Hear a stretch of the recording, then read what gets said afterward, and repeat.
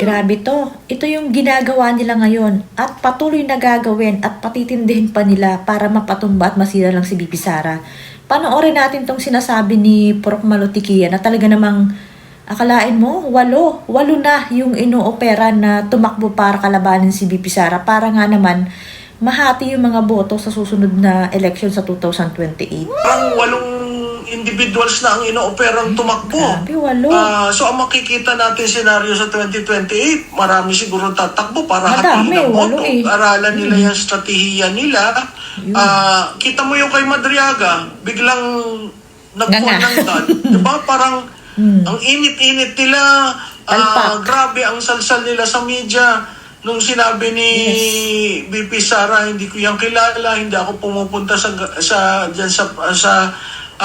jail, Bureau of Jail. Tapos bigla nagsabi si Secretary Remulla, hindi siya ang pinupuntahan, iba. So, hindi tama yung script. Sino naglabas ng Madriaga? Diba? Makikita mo may kanya-kanyang spheres of influence na nag-ooperate yung mga operators nitong administrasyon na ito. They may not necessarily be aligned with the administration, pero sige, bugbugin nyo ng bugbugin si Duterte. Pero reverse ang nangyayari. True. Imbis na nawawalan ng lakas si Vice President Duterte, siya pa yung umaangat. Yes, true. Clearly, hindi siya nag-benefit dyan sa flood control projects. Hindi siya kasama dyan sa kaguluhan na yan. When compared to the Intelligence and Confidential Fund, napakaliit yung kanya at nawala na noong 2024. Trabaho lang siya ng trabaho. So, makikita mo, talaga nagba-backfire.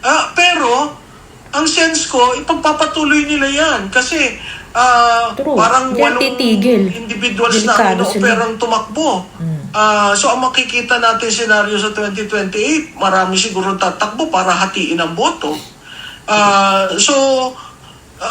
I've never seen itong demolition job kay Vice President Duterte is far more greater than the demolition job done on Speaker, Senate President Villar, and then si Vice President Binay. Ito kasi, walang pahinga kay BP Sara. Since 2023. Yes.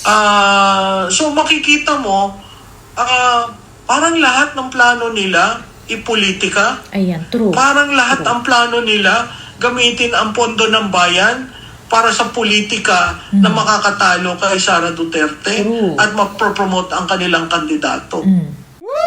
So ayun na nga, grabe no, akalain mo 8 na yung inoopera nila natatakbo. Siguro yan si Rapi Tulfo, Rizon Tibero, si Junbic, sino pa ba, si Torre. Yan, yung 4 na yan, sino pa ba? Masaya sa mga kakaliwa, meron yan, di ba? Dati si Acalio, di meron yan eh. Tapos yung kung sino-sino na lang, o-opera nila para sobrang desperado na ng moves nila. No? Simula 2023 na impeach, tapos lahat, ang dami, lahat ng kasamaan, kinunek na kay BP Sara, kay PRRD, kay Pulong, doon sa lahat ng mga Duterte. Lahat na ng talaga, as in, walang tigil, tuloy-tuloy. Kasabi nga ni Prof. Malu na, mas malupit to, mas matindi yung ginagawa nila ngayon na pagpatumba kay BP Sara kaysa dun sa ginawa nila kay Villar saka kay Binay. Kasi nga yung kay Binay, isang issue lang, parang tagilid na kagad eh. Parang hindi man lang nakapalag si Binay, no? Kaya hindi siya nanalo. Tapos, ang hirap nung ginagawa nila kasi hindi nila kinakaya kasi taon na eh. Taon na, hindi nila na-impeach. Sila yung nakapwesto, walang nangyari. Tapos, ang dami, may Madriaga pa na wala din, mali-mali yung script, hindi man lang kunyari, nasa ombudsman na daw, talagang ipipilit pa. Kita mo yun, parang talagang pinag-a-adya, as in, nakatadhana siguro talaga to si BP Sara, kasi talaga kung makikita mo, sobra-sobra, lahat na ng kasamaan ay kinunek sa kanila, pero wala pa rin. Tapos yan, pinakulong na lahat si PRRD. Siyempre, si PRRD napakalakas niyan eh. As in talagang nung election pa lang, napilayan na yung mga candidate ng PDP kasi wala si PRRD. Pero ayan, nakakatayo pa rin. Kaya takot na takot talaga sila na makabalik itong mga Duterte, lalo na si BP Sara, lalo na itong mga makakaliwa na to, si Percy, yung ganon, yung iwiden, sabi hindi rin matatahimik ang taong bayan hanggat nandiyan sa pwesto si BP Sara. Baka silang mga makakaliwa lang yung hindi matatahimik.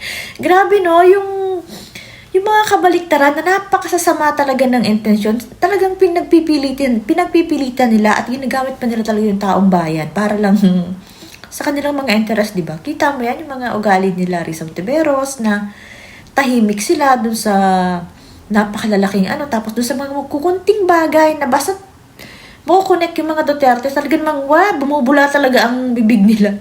Kitang-kita mo na talagang politika talaga. Ayaw nilang makabalik kasi nga para sa sarili nila. Hindi, alam mo yung, kahit alam nila na maayos yung tao, maganda naman yung ginagawa, tapos gagamitin nila lagi yung taong bayan, alam mo yung napakalabo at hindi naman tanga yung mga tao para makita na totoo yung mga sinasabi na katulad yan ni Trillanes, ni Leila de Lima, yung mga makakaliwa, ba't kasi nandyan pa yan? Ba't pa kasi nakakabalik yung mga yan? Sa bagay, yan nga, binuhay sila ni BBM. Si BBM dati yung sinusuka nila. So, para matalo si BP Sara, kumampi na rin sila, kinain nila yung suka nila. Ganon sila ngayon, di ba? Anong klaseng mga tao to? Walang mga paninindigan, di ba? Yung mga kakamping na yan, lalo na yan sila Trillanes, naku, wala kang tuwa na talaga, kakikitaan ng tuwa dyan sa taong yan. Napaka nakakagigil magsalita pa lang siya. Talagang na. Grabe ang talaga. Akalain mong si BP Sara pa yung tinitira nila ngayon, samantalang napakalaki ng kaguluhan na ginawa ng administration ni BBM. Hanggang ngayon nga, 'di ba? Walang nakulong. Ang dami nga nagmumura kasi ang pangako ni BBM, Pasko daw may makukulong na, tapos kunyari pa ito sila Lacson. Bakit naiinis daw kasi hindi daw big fish, wala daw big fish. Paano walang big fish? Siya pa lang, grabe na yung pag-list niya na hindi mapunta dun sa mastermind yung investigation, tapos mag-i-inerte siya ng ganyan. Kitang-kita ng taong bayan yan. Wala talagang aasahan. Kaya, dapat talaga mawala na to si BBM. Yun talaga ang pinakang dyan. Dapat yung ugat kasi talaga yung tinatang. Siya yung ugat Bunga lang yung mga contractor na yan, yung mga DPWH na yan, kung sino pa mga involved dyan. Siya yung ugat ng lahat ng yan. Kaya dapat siya talaga ang mawala. Wala nang iba pa. Yun siya talaga. Ayan, may mga talagang naglalakas loob na si Robin Padilla na gusto na niya ipasara ang Kongreso at Senado. Dapat lang kasi sobrang maling-mali na talaga ang nangyayari. Kaya sana naman ay pakinggan pa yung mga dasal natin na kahit paano may mangyari at mabago at mawala na tong si BBM na to. Siya naman kasi talaga yung ugat at pinagmula ng lahat ng yan.